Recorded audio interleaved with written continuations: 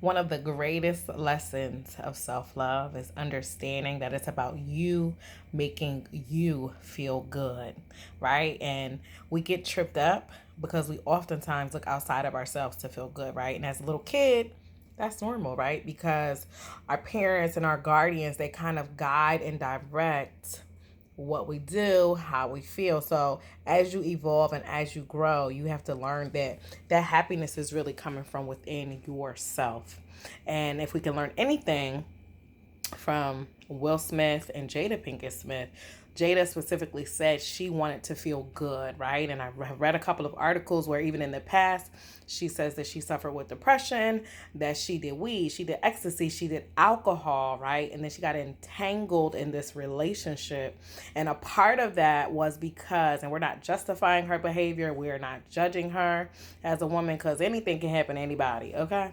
So I'm not judging at all. However, I want us to understand that when we don't take the proper measures to ensure that we feel good about ourselves from the inside out, because there's inner confidence and there's outer confidence. And obviously, for Jada to be in certain spaces and places and make certain decisions, right? Your decisions are always going to come from what's going on inside of yourself, right? So you have to figure out what makes me feel good, what brings me pleasure, what brings me joy. Even Michelle Obama said at the beginning of her own marriage that she had to go to therapy or couples counseling with Barack, and she expected the therapist to handle and tell Barack that he needed to step up, because Barack would take the opportunity, if you watch Becoming on Netflix, to go to the gym and take care of himself. And she would feel like, but I'm home with the kids and I'm doing all of this stuff.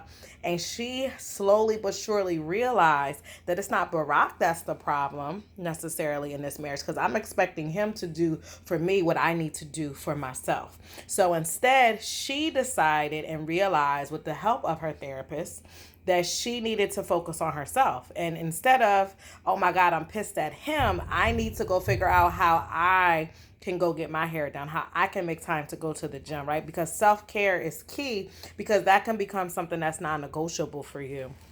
Once you feel and realize what works best for me, right? And again, we put so much into, we have this fairy tale that a relationship, our marriage, or even our children, they're going to make us feel a certain way. Don't get me wrong, it's not like they won't. You'll have beautiful pictures, beautiful memories. If you have a child, that will absolutely fill your heart in a way that is unexplainable to people who don't have children, such as myself, right?